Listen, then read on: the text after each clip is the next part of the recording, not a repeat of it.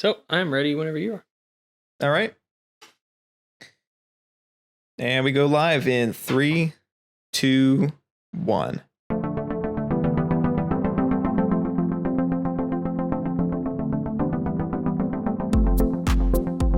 Hey guys, this is the Will and Cody Show. We appreciate you guys listening. We got a few updates for you guys before we get started with our podcast today. Our blog has moved, so if you go on our website, it's not there.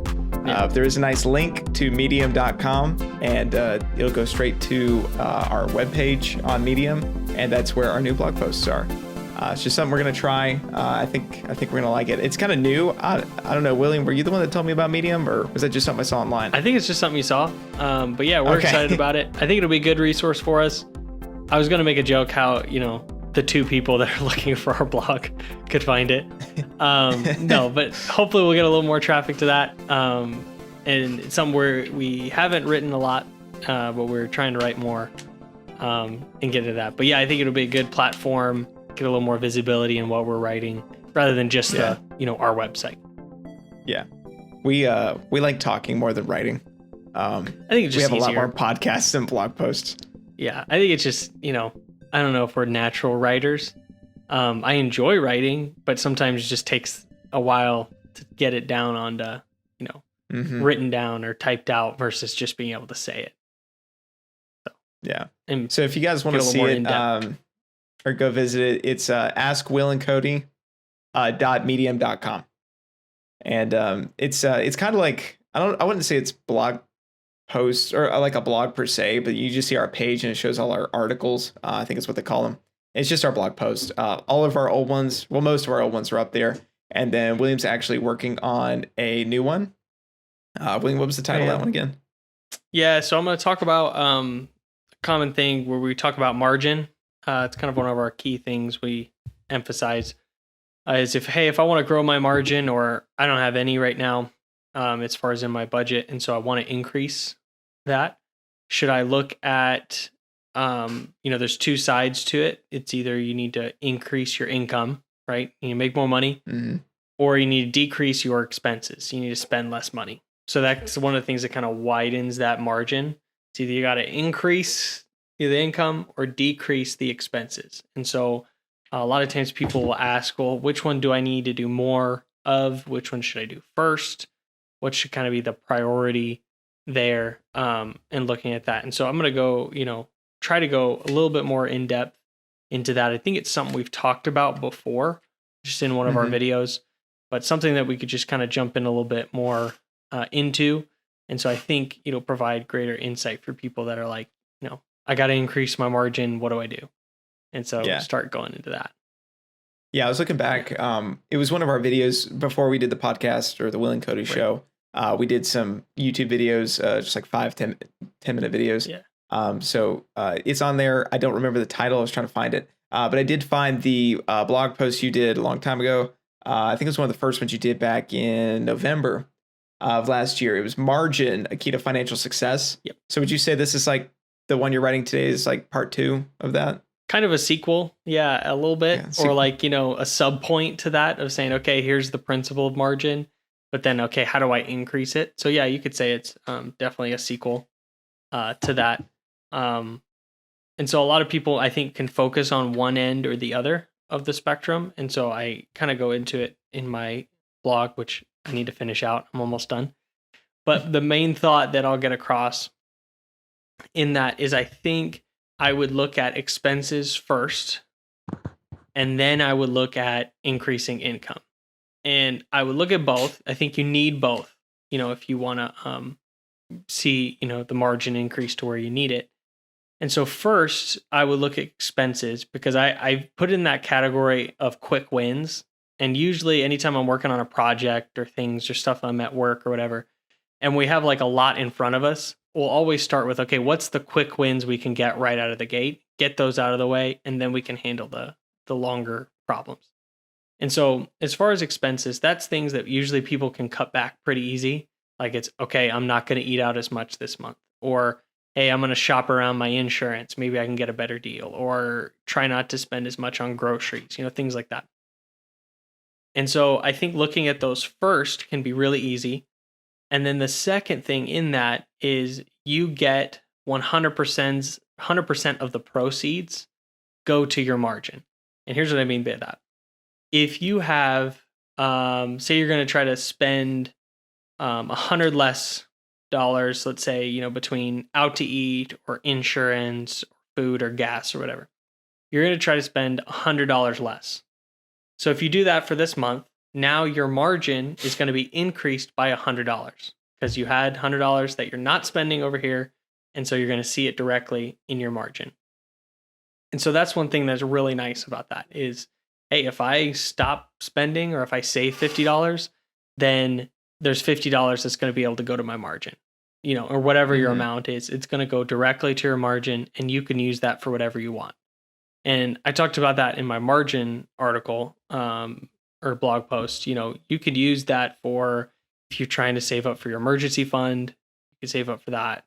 If you're, investing, trying to invest for, your 15% towards retirement, or if an early retirement, or you want to start investing on the side and kind of get to a place where, you kind of have enough invested that you don't have to work if you don't want to. You could have your margin going towards that. If you want to, pay off your mortgage early or buy a house, all those kind of things you can funnel through, your margin. And so that, quick savings is really nice. Like I like being able to see, hey man, I saved $100 this month. Now I have $100 extra I can use for whatever I want. And so that's really nice. So that's why I would look at that first. But I think a lot of people, they can stop at that. And I think that could be a thing. It's, I think there's a balance.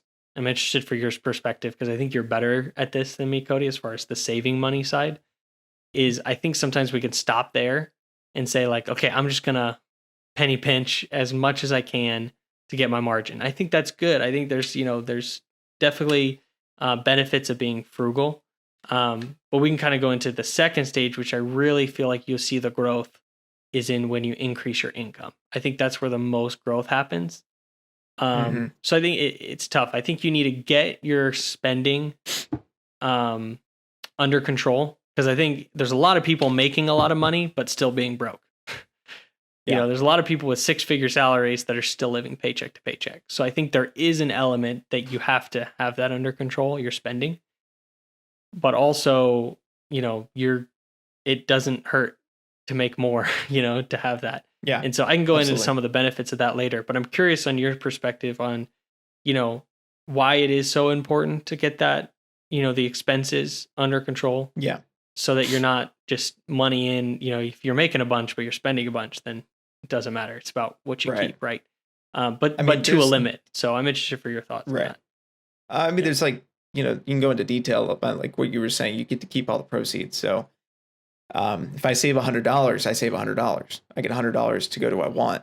Right. If I make $100, did I really make $100? I have taxes. I may have extra gas that I got to put in to it. So to get $100, I may have to put a lot more work than just not, going on streaming services, cutting back the internet to 100 megabytes per second, not going out to eat a few times and skipping out on Starbucks coffees. I mean, that's $100 a month, right? Right. So that was easier. Now it may not, maybe I should say simpler. It's not exactly easier. Yeah. It is very difficult not going to Starbucks sometimes. So I don't want to say it's easier, but it's simpler. Yeah. And it doesn't use all your time. It usually, not all the time, but usually use less time. Like when you save money, you're saving time also. And time should be, valuable. And we should think of it that way. When you try to make money, and that's not always the case, but, especially when trying to build a side hustle or getting another job, unless you have very passive income, usually it's going to take more time. Yeah. But I think the importance of starting first with saving is more about building good habits. Because there's this general rule in the finance world, money makes you more of what you already are. So if you can't handle what you currently have, you're not going to be able to handle more of it. And so I think getting that spending under control and having a good budget and cutting down on expenses and being able to find margin with what you already have, it's going to help you find margin later down the road. Yeah. I'm a huge fan of being like super frugal. My wife calls me like crazy frugal all the time. Yeah. Because I'm always thinking of ways to like just save money. And I don't always do it. Like we live good lives. Like we're pretty, we spend money. We we buy stuff. We have a good time, but we budget it. But I'm always thinking of like, oh man, what if we just like not eat breakfast? Yeah. Maybe I should do this intermittent fasting so I don't eat just breakfast. Save money. Right? Yeah. It's just save money, right? And I actually do that. And not to save the money for health, but so just stuff like that. And that's fun. But I think the main important part is building those habits. And that's what so that foundation of being frugal, it's going to help you when you do make money, when you make more income. But I think you're right. You could definitely stop there. Sometimes just being frugal is just enough. Sometimes we do make enough. So that, that's something to consider as well. What I was thinking too is that some people, I think it's good to be frugal, and I'm a fan of it. I think there's benefits, but as you mentioned with time, I think there's also an element. I've seen people, and this is a little bit in the extreme, but I've seen people spend so much time just to save a few dollars that it's like, okay, I think in moderation, or in balance, it's good. But I've seen a lot of people, they'll spend hours to save $20. And it's like, okay, how much do you value your time? And so that's kind of what I've taken into it is like, yes, I want to save money.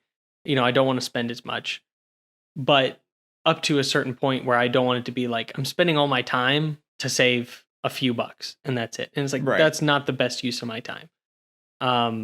So that's what I meant, like, to a point, I think it's good. And then I agree with your point as well, that I think, money does kind of make you more of what you are. For anybody that watches the Falcon and Winter Soldier show, it's like the super serum, man. It's just, you add that, it just makes you more of what you are. If you're evil, like the new Captain America, it's just going to make you more that, And so I think it can be that way. And so just adding, I think it solves a lot of people's problems if they're hurting, like giving them, if people are really, struggling, sometimes just a little boost of money can help them. But, for somebody who just has really bad habits, spending habits, giving them a bunch of money isn't necessarily going to fix it. So I agree. You got to have the good habits in place, for that. And then to go off another thing you said, the, with the 1-for-1 benefit of expenses, as you mentioned, with income, you're not going to see 100% of that. So I don't know, depends on how your budget's set up, but mine has a lot of factors that go off based off what I'm making. So things like investments for retirement, which is 15%, things like giving, and then taxes for me are all tied towards my income. So if the income increases, you're also going to have to increase those three categories. And so I walk that through in an example in the blog post of saying pretty much depends on where you're at, but you almost have to make double. So if you want to increase your margin by $100, you almost have to increase your income by $200. And then you take out giving and taxes and investment. And then that about equals is a little more than your $100. So it's kind of like you have to earn it. Now, it is a benefit. You are investing more. You are giving more. You have to pay taxes. Is kind of a consequence of that. But not 100% of that is going straight to your margin. And so that's one thing to look at. So that's why I like the expenses first. It's because you get 100% of that. But I think the long-term growth, once you get your expenses in place, I think the long-term play is the income. Because I think that's really where you're going to see some exponential growth. Because if you think, like, if you get your expenses under control into a comfortable place where you're not spending a bunch of time, but you're saving money and you're comfortable with it, and then you keep increasing that income number, like, man, it may not all go straight to your margin, but it's just going to keep, adding up. And so I think you can only trim back so much on expenses, but income, I mean, as my my dad mentioned when he was on the the podcast the last time, he was talking about looking at his income and realizing there's a lot of numbers above the number he was making. So I think it's true. Like, there's a lot of things you can do to increase that, and we talked about side hustles. I think just career advancement, like working really hard and being diligent. And trying to get ahead, in your career can also help, with that. So I think the long-term play, as you mentioned, it'll take more time, but I think the best long-term growth you're going to see is on the income side. I think Right. I think you have to do it in balance. And I think you have to get the expenses done first. Would you agree? Right. Yeah, absolutely. I mean, it depends on what your goal is. That's true. Because if you're trying to just get an emergency fund, it's probably best just to cut some expenses for a while. Get really frugal, like crazy frugal, just so that you can, get to your emergency fund. Or let's say you're trying to get out of debt, getting super frugal just so that you can get out of debt. That's kind of that's what we did. And, you can get more income as well to throw towards that debt. And that's definitely a good strategy. But I think frugality has its place in that. But when you're looking at that long term, it's like I want to invest more, even though it's 15% of my income, if I increase my income, that's more, right? 15% of more is more. Yeah. And so if I want to increase my income, maybe I want to increase my, my percentage too. Then you're going to have to find some more money. There will be a point where you're just going to have to find some more money. Right. And so the long-term play is definitely have that goal of increasing your income. And whether that's like side hustles, if you want to learn about side hustles, go listen to our last podcast. That was phenomenal. That interview was amazing. So go check that out. Getting another job, trying to get a raise, even just some stuff like selling some stuff on the side, or that could be a good way. That counts as side hustle, but it just depends on your goals, And but I think you're totally right. That long-term play, you really want to be building your income. Yeah. I think that's, and that's the way I would take it, is do the expenses first. As we mentioned, quick wins, for things like you said, you could go towards an emergency fund, or if you have short-term goals, I think. But I think once you get into like the more mid to long-term stage where you're like, it's not like I'm trying to get things done now. It's like, okay, I'm going to develop some good habits. So in a year or two, I'll have this goal. And then after that, I'll have this next goal. Right. I think once you get into that mode, starting to look at that income is really going to pay off. Absolutely. And it may not be, I also don't want to say if someone's goals are just, I just want to live a comfortable, happy life, then I think it's totally fine if you cut back frugally, do what, you're doing. And if you find a good margin amount that you're like, hey, I've got everything I need here, then great. Like I don't want to necessarily say that, you have to shoot for the highest income to be happy or be, successful. I just think if you want to get there faster, or if you maybe have really big goals that you want to meet, you're going to have to look at that. That's something you're going to have to do. So, side hustles or things like that can play a big role. But yeah, I don't want to discount if somebody's like, hey, I got some modest goals and I think I can meet them doing this, then, if you're happy doing what you're doing, save your time. If you want to put your time to other things, those side hustles or increasing income, 9 times out of 10 is going to take more of your time. Mm-hmm. Even if it's passive income, you still have to put some effort into it sometime. So, there's something to be said with, I got a good paying job and I'm living well below my means and I'm investing my 15 or more percent and I'm going to be fine. There's nothing wrong with that. Yeah. If you enjoy what you're doing, it's not like, you have to. But yeah, I think Absolutely. It's a good option for those that want to. But definitely, though, for those that want to like retire early or are a little bit more ambitious, definitely look at increasing that income. That's always going to help you. Yeah. And just a side note on that, just some things that I've seen, and I think there'll be another blog post or, podcast that will discuss this as far as how to increase that income. I know we've talked about side hustles, but some other things to look at, as I said, just applying yourself at your own current job. Not being lazy, showing up, working really hard. I think a lot of people, would hopefully fit into that path already. And I think you can move up as well as look for opportunities elsewhere. I think there could be, sometimes we get stuck in one job. And if you don't love it, see what else is out there. You may find some other opportunities. So I say look internal and then, look at a few things external if you really want to. But don't always feel like you have to hop around. If you enjoy what you're doing and you got a comfortable margin, you're making enough, you don't have to feel like you have to move. So Absolutely. But yeah. So I think it's really good. So hopefully, I'll be able to post that blog post soon, and give it a read. Let me know what you all think. And then hopefully I give some examples in there and go to some more detail as far as like specific scenarios. So hopefully that is helpful. Mm-hmm. Feel free to reach out to me if you guys have, questions or anything. I think it's a very common question of like, which one do you do first? And so I think both are good. Both will help you. But hopefully let's give a little more insight into like how to attack it and, how to kind of go about each one. I do want to say right quick, if you're in a position where you're trying to get by, you're trying to meet some goals, and what you make is not enough.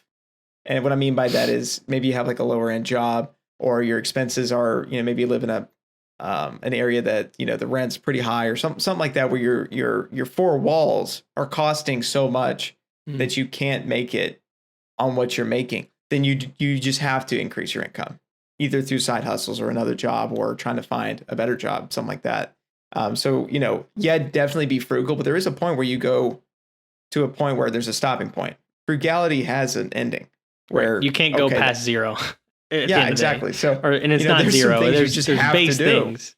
Yeah, there's the four walls, as you mentioned. You have to have those. So, you can't go past it. Like, you could try to be cheaper on those, but you're going to have to pay for those. So, and there's some sacrifices in trying to do that. I mean, moving is huge, and there's an expense with that, and trying to just live in an area that's cost less. So you got to outweigh that, but there's definitely a stopping point, and so definitely look at being frugal, trying to cut expenses. But if you're like, dude, I can't cut anything else, well, let's go ahead and get that income increased. Yeah, and I think there's something to be said too, like of. I want to live my life as well. I'm not, and I think this is another broader discussion we could have, but I don't want to live my life always for what I hope to have in 40 years or 30 years or 20 years or whatever. I want to still enjoy life now. I think life, we never know how much we have, how much time we have. So I also want to live a little bit now. So, I don't want to be like, okay, I'm not owning, when I can afford it reasonably, saying I'm not going to, have any furniture, or I'm not going to have, we're not going on any trips. I'm, never going to afford anything nice, completely just bare bones live if we don't need to. Like, if you need to do that to get by, do whatever you need, for a period of time. But you know what I mean? I'm frugal to a point. Like, right. There's still things like, and you and I talked about this. It's like, hey, I saved up and got myself this. Like, I think those are great. Like, things you can buy that you enjoy, or if you like going out to eat, if you have room in the budget, your goals are being met, splurge a little bit every once in a while. So I think there's part of that too. I want to enjoy the time that I have. I don't want to just live for a future day. So I think that's another thing. Frugality is. I think some people that'd just be a good do everything. Yeah. Yeah. Maybe like get into, where is that point where you need to live your life? You don't need to be, too frugal, maybe come up with that stopping point, or like that line. So it's like when there's, yard chairs or lawn chairs in the living room instead of a couch, then maybe we need to relook at that. Yeah. I always pick on my wife about this. Like, hey, we should just sell the couch and just use lawn chairs, or like some fold out chairs from church. And it's like, please stop. Yeah. So yeah, that's a good way to, well, you're not going to, if your wife's mad at you that you can't sleep on the couch now. So that's probably why. Yeah, that's true. So you're going to sleep in a lawn chair. So maybe you need a couch. Yeah. Because Sugar's going to be mad at you about thinking about selling the couch. So, but no, I think that was a good discussion, about that. So I'll definitely try to finish up that blog post. And then I think we had a few other ideas even talking about that we can, talk about later on. Absolutely. So I think it's good. I think, a lot of things in finance and life, it's about balance. So I think having a right balance between a lot of those things that we even said, like, income and expenses, or time spent and money saved. Like, it's all about, I think, you just have to go back to, okay, where's my balance at and where are my priorities? Because my whole point with being, saving money and investing it is I don't really want to worry about money. I want to be able to do what I want regardless, of the financial part of it. So I don't want to also live my life now just fully consumed by worrying about money. Yeah. That kind of defeats the purpose. So I think comfortable life, but still, doing what we can to save or, that's one of the big deals about, we always think about we always talk about the future, but there is something about now as well, not having to worry about money now. So, we do that 15%, we invest so that we don't have to worry about the future. But we also have that emergency fund and other, insurances and stuff like that for the now. So we don't have to worry about now. And so I had one of those instances last week. Yeah. Where I actually sold my car. So I was trying to do a little side hustle thing. I sold my car for more than I bought it for. So I was like, nice. Yay. Nice. I don't need it because the company is providing a car and we still have my wife's car. And then not even like a week later, like the AC goes out on my wife's car. And so, nice. And all that money went to savings and stuff from I sold the car. And so in my mind, I'm like, oh no, I'm going to have to use that. I'm doing all this stuff in my head. And I was like, but wait, what do I have? An emergency fund.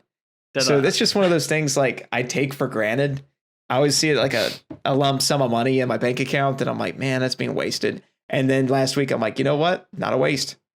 And it's just you just sit down, you think about, I've got the insurance I need if all these certain things happen, and then I've got this emergency fund if something small happens or even something major. If you get 3 to 6 months, that can cover a lot of things.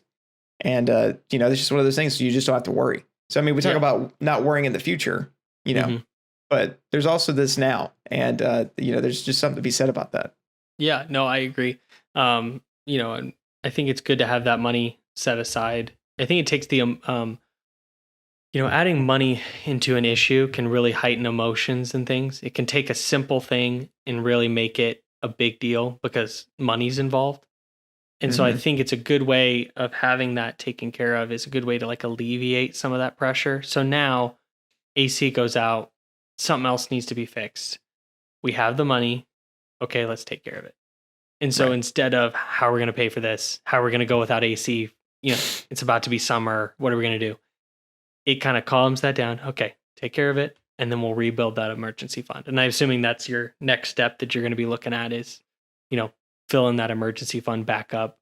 Or I guess you use some of the money you got from selling your car. So. Yeah, I haven't quite decided yet because, one of the main reasons for the emergency fund is one to keep you out of debt to prevent future debt. Or to prevent you having to pull out of investments or savings or other goals. Right. And, that's kind of where it is right now. We have a house fund. We got some investments, things like that. So that's what those went to. So yeah, it was the emergency fund. And so we'll just have to kind of cash flow it with the income. We always have margin that we're putting towards things. So we have certain goals, I guess sinking funds, you could think of it this way. Yeah. And then we've got this certain amount of margin that we have. And so we're just kind of redirecting that margin to something else. And for right now, it's that emergency fund. And once it's filled up, it'll go right back to everything else. Nice. And there's still enough in the emergency fund to cover many things that could possibly happen. So I'm still, even though, this happened and it's like, oh, that sucks. And it took a decent chunk out. I still got a good bit there to protect us if something else happens. And then I still have that margin that I could cash flow over to the emergency fund to refill it. So, as long as you just maintain that, there really is no worry. Yeah. No, I think it's really good. Yeah. I think we're kind of getting short on time, but I did want to just say one other thing about just worry. And it's something my wife and I talked about, recently that I really hadn't put a lot of thought into. But it's just as far as peace of mind with some of the planning we do and budgeting, and not even just with emergency fund, but I think not living paycheck to paycheck. One thing that we realized is before there was so much stress around paying bills I don't know about me, you, but I know for me, Cody, there was always like, am I going to have enough because those bills are due on a certain day, but I may not have the money on, before that day.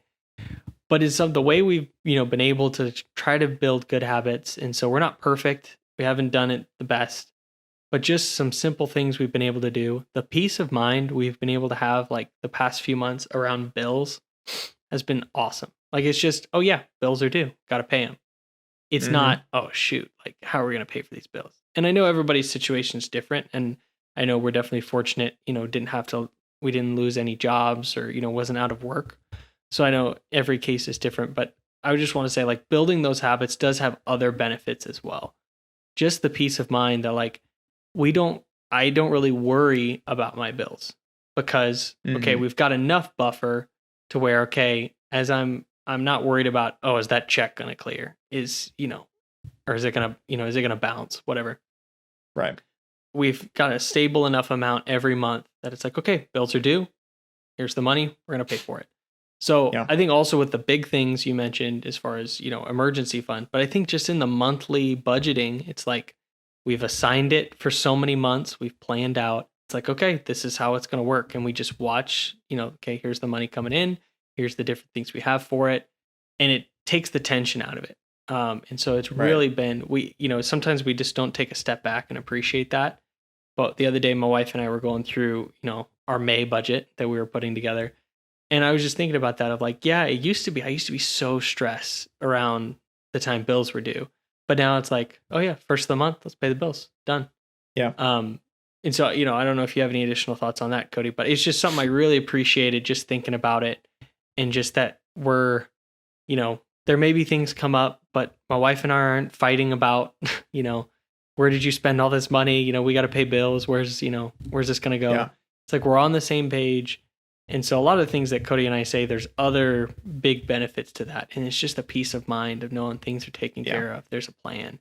And so that was one thing that we just realized. And we're like, man, that it feels really good to just not worry about it. Yeah, life is stressful already. And then you throw money in it, It's like Jim Gaffigan has this phrase about, or this quote he says about parenting. He's like, picture yourself drowning and then someone hands you a baby. Yeah. And that's how he describes parenting. But I always thought of that. It's like, that's kind of how like adulting is just in general, and then it's already stressful enough and then throw money on top of that. Yeah. Right. And so, I was thinking about that the other day. Just some super stressful stuff's going on. I'm like, oh my goodness, like so much I have to worry about in this adulting world. And then I thought, wait a minute, what if I threw money in that? Like, I don't have to worry about it. I'm going to plug in PayPal goals, by the way. It's saved my butt several times. I use it for sinking funds. Nice. And so anytime a bill comes up that I maybe didn't think about, but I'm always like automating those goals. It just automatically comes out, goes right into the goal. And so whenever that bill is due, I got the money right there. And so I just have not had to worry at all about it. So it kind of goes over. So I didn't even budget for this month because of how automated it is. And I'm not recommending that. This is because I was so busy with work. I was working on the work budget, not my budget. Yeah. And so I will do it. Yeah. But I don't have to worry about it because things were automated. We have the margin. We have, and it's just, it's like you said, it's one less thing to worry about. And so now you can really focus on the more important things. Because money is just a tool. We really shouldn't be worrying about it. We should be worrying about what it can do for others, what other things are happening around us, what, our kids, our families, our livelihoods, our jobs. What happens if we thought more about our job as like a way of serving and then we're just awarded money instead of a way that we just have to grind just to be able to get the money? Like what our mindsets would just change. And so there's just a lot to say about that. But and we're like totally running out of time, but no, it's okay. We'll do that. I'll do that a blog post one day. Yeah, that's another good thought. But no, I think that the freedom of it, and there's times, man, money's tight. If you lose your job, things can get stressful. But I think, there's other benefits other than just like, I don't want to say like, some people could just be like, well, I just want to be rich one day. Okay, sure, but why? It's like, we talk about freedom a lot. I think the goal is freedom. To be able to do what you want regardless of the money and not have to worry about money. But I think there's also short-term positives where you see that play out of like, hey, if you've got your budget planned out, there's nothing to worry about during a month, and so it's really just freeing. And so it's really been nice. Yeah. So it's like my end goal is to not worry about money, but also I can kind of not worry about money now if I put the right thing. Now I still worry about money because I'm like, are we going to meet our goals? Is everything going to come in, make sure I'm doing well in my job, things like that. But I think it takes a lot of the burden off, Absolutely. For most people, at least having the good habits in place. Yeah. I think that's the finance guys in us. We always worry about it, even though we don't need to. I always like overstress things. And my wife reminds me, it's like, hey, you have an emergency fund, stop worrying. I'm like, oh. I guess I don't need to worry about that. Yeah. I still think about it, but. Yeah. All right, man. Well, we appreciate you guys listening. Go check out William's post. Hopefully this will be up about the time when his blog post is up. So go check it out on Medium. And then you can visit our website, www.willandcody.com. If you got a question, we'll answer it on the podcast. And we will see you guys next time. See you guys.